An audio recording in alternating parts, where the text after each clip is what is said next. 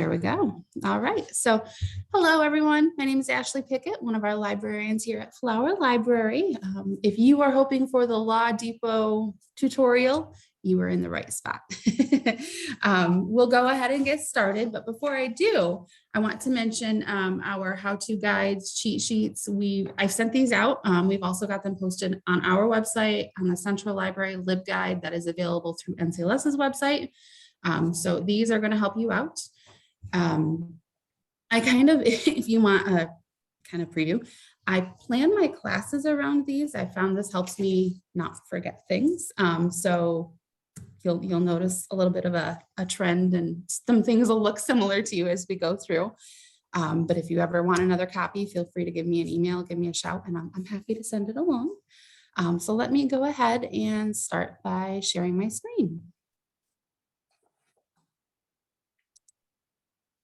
Okay.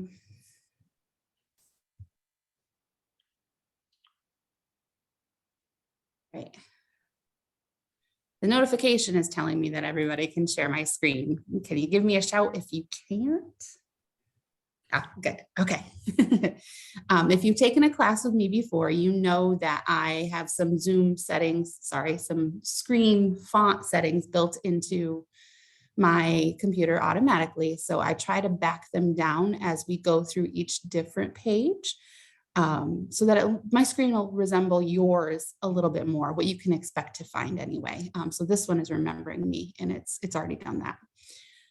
So to get started in finding our LawDepot access, go to ncls.org, and you can send patrons here too as well, all the way down until we find our handy little logo here, and click on that one.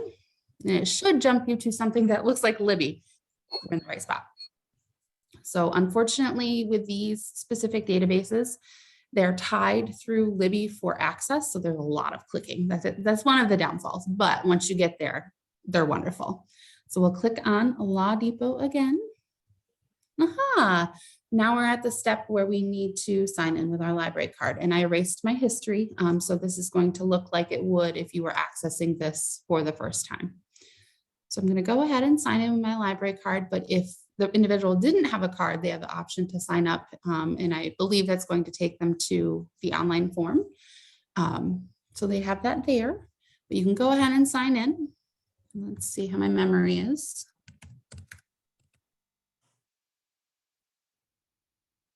And it walks you through where your library card number is. So it tells you it's underneath the barcode, which is great. PIN, typically your library's PIN is going to be your last 4 digits of your phone number. At least ours is here at Watertown by default. So I'm going to go ahead and type that in. Your library might have set something different. I'm not sure, but I know what ours is. So typically that's what you would follow.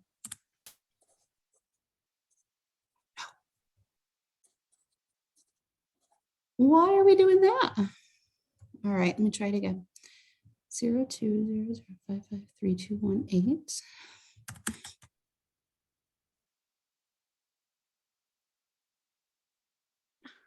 Okay, give me a little bit moment of a panic there. All right, so we are signed in. Oh, look, because it's connected to Libby, you also see how many items are checked out. I have something checked out for Romance Book Club.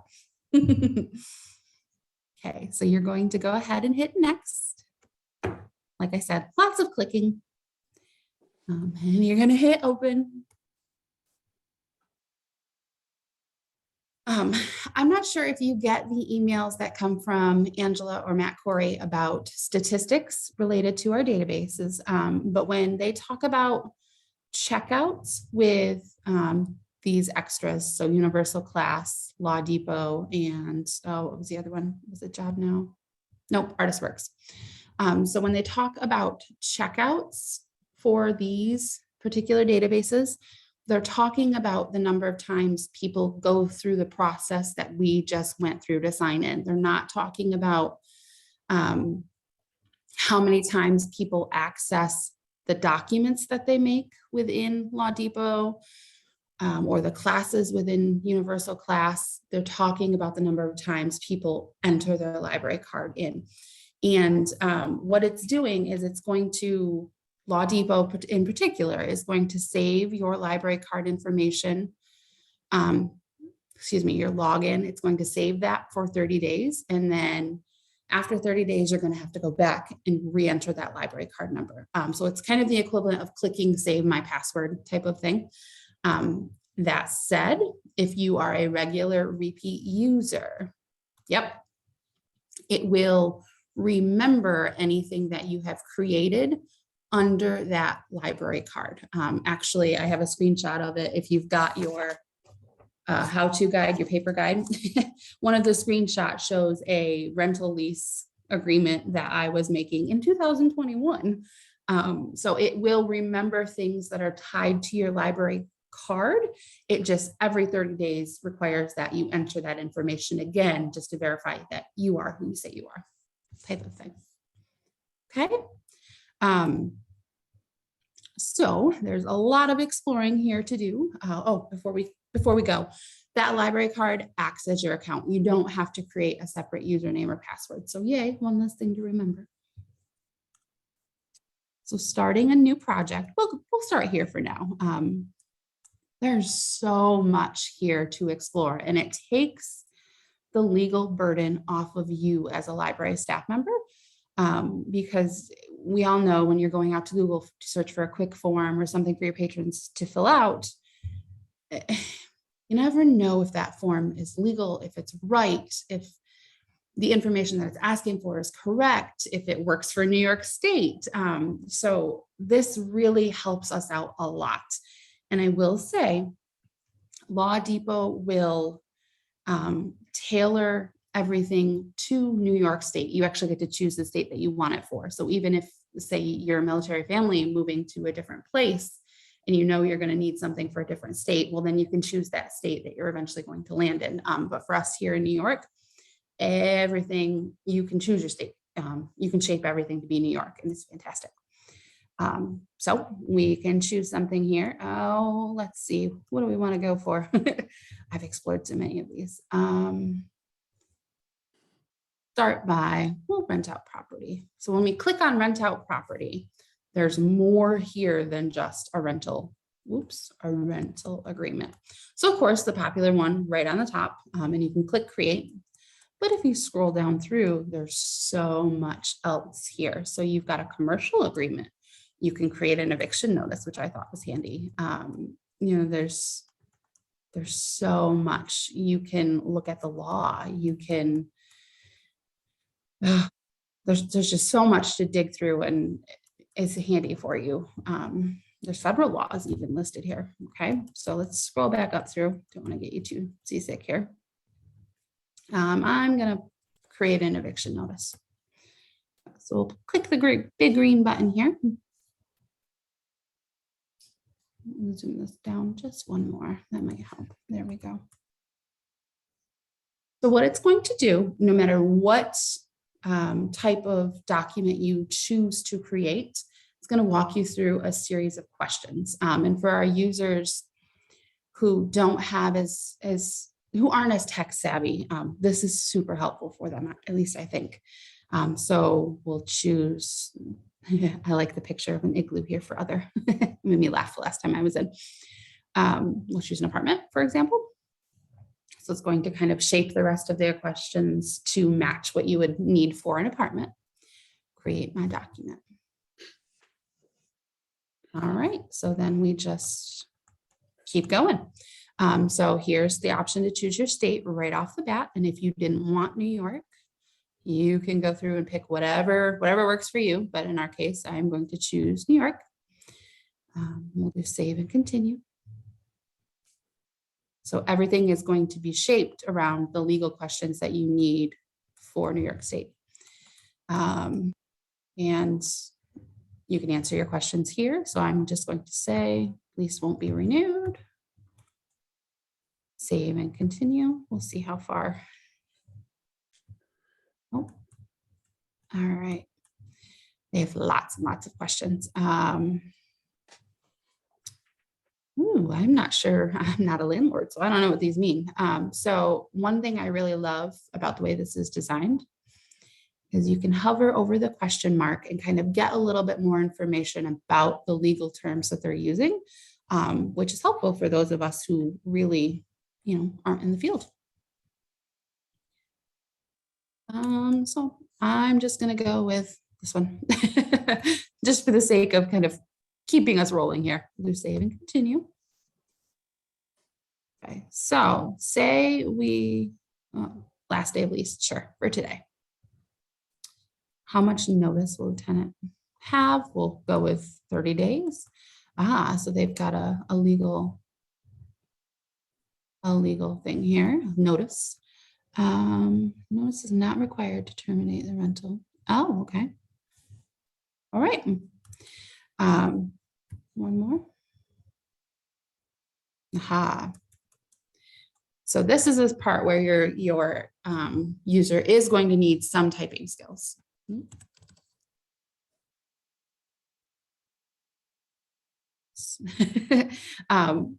When they start typing their address, it's automatically going to kind of populate based on addresses around the country.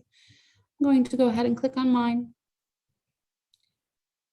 And when was the lease signed? I'm not sure. We're going to go with today, just to keep us rolling.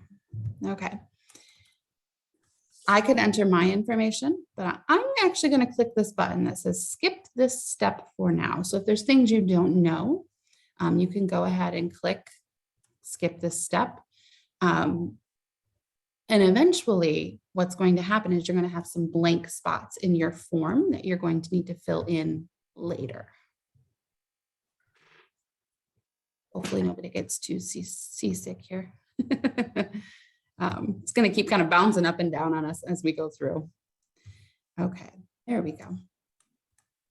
So it gives you a sample of what we've made. And like I said, this follows all the laws that are applicable, and you can go ahead and kind of scroll down through, scroll on both bars here. This was a quick one. And there's those blank lines that we could fill in, but there's also space for signing, which is great. So if we needed to, we could automatically print and it'll follow through the steps for our printer. We can download, and I like that it gives us a couple of different options here, but PDF is what most of us generally use, I would think. But this option to change your answers, so that's going to jump us back to beginning of all those questions that we answered. So we could go ahead and kind of zoom through them again, make sure we didn't miss anything if we wanted to. But I'm going to go and I'm going to click on the print download to get us back to that screen. Yeah. Okay, one other thing that's actually kind of handy if your user does have word processing skills, click on editor.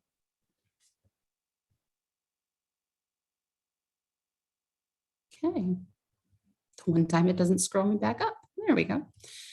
So it gives you a very basic word processing function here, and you could go ahead and type within your document and then resave.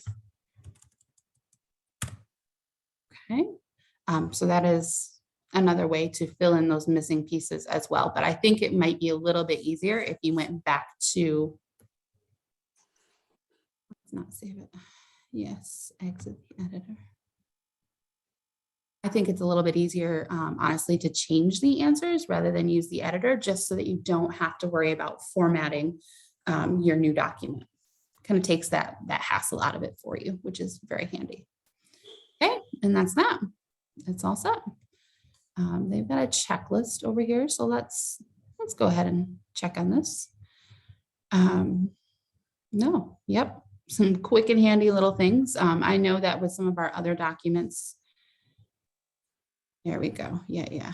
That's what I expected to see. A lot more. It kind of walks you through the necessary steps to evict someone. Lots and lots to go through, but they really give you a lot of information with each document that you create, which is really handy. All right, so I'm going to show you now your documents that you've created. So you're all done with this one. It's saved for you.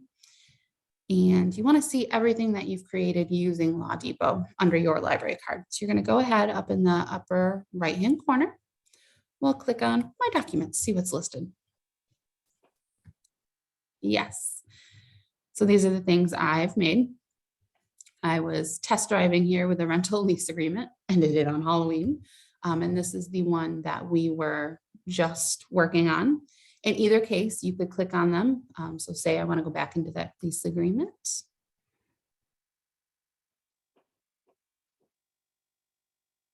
And ta-da, here it is. Yep. I actually started this in 2021. So that's why it's got that date listed. But I could go ahead and change the answers and update it for a new lease if I wanted to. Makes it quick and easy. I used my brother and his friend, I couldn't remember his last name, as test dummies here for my sample lease. But yeah, it's all right there for you. Okay. And back into your list of documents. If you wanted to just quickly, can't see with my, there we go, quickly delete something, you could go ahead and do that. You can rename if you need to. Maybe you wanted to put somebody's name associated with the eviction notice. If you had a lot of renters that you were the landlord for, you can do all of that there. Okay. Let's go ahead and I'm going to click on all up here in the menu bar just so we can get an idea of all of the different kinds of documents that are offered. So, I mean, there's really a ton of different, there's so much to explore here. So I see catering contract. I know we may not do catering as libraries, but maybe there's a performance contract in here that you could use for your outside performers. And you could have it bam done at your fingertips. And you don't have to pay somebody else to create it for your library. So that would be super handy. There's a child care contract here. Ooh, child travel consent. That would be handy for me in particular. Oh, right there it is, performance contract. Yeah, so I mean, as a library, even as a staff, we can take advantage of the documents that are listed here. And then you can, of course, push it out to your patrons to take advantage of as well. There's a pet agreement. Oh yeah, there's different kinds of wills and there's power of attorney things you can fill out. And, there's just, yeah, I could go on and on. There's so much here. Do you all have any questions for me though? Is there anything that I can answer for you? Yeah, fire away. How current is the? Oh, hold on. I got to turn my volume up. Just a second. I'm sorry. Okay, go ahead. How current is the information here? I mean, if the law is going to be active in say right. January 1st of next year, does this change to record that on January 1st? That's a question that we absolutely can ask them. I don't know the exact, it takes 2 weeks to get it to what have you. I imagine though that there are laws don't happen, at least we don't think, super quickly, right? There's some kind of notice that changes are coming. So I imagine they're working in the background to get things ready, but we could certainly ask. I don't know, but I know that one of the big sells of this is that they shape it to be legal for every state. So yeah, I'm not sure on the exact number of days, but yeah. Okay, thank you. Yeah, sorry I didn't have a better answer, but I'm curious as well. Any others?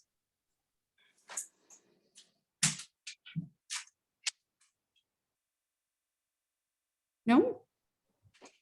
One thing I will point out, if we've got, patrons coming up to the desk who need a blank form that they for privacy reasons, want to fill out on their own, if you could convince them to hang on for just a few minutes where you can kind of skip this answer for every button, every question, if you can figure out what form it is that they need. Sometimes you'd be able to just print them out a blank form with lines in it, and they can go ahead and write in their own answers on their own. Sometimes that's really helpful too. Just something to consider. The trick is getting them to wait just a few minutes.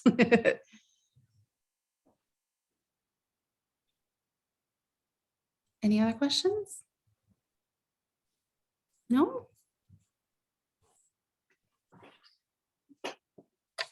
All right. Ooh, I don't know how I did that. There's anything I can other questions I can answer for you, anything I can help with, please let me know.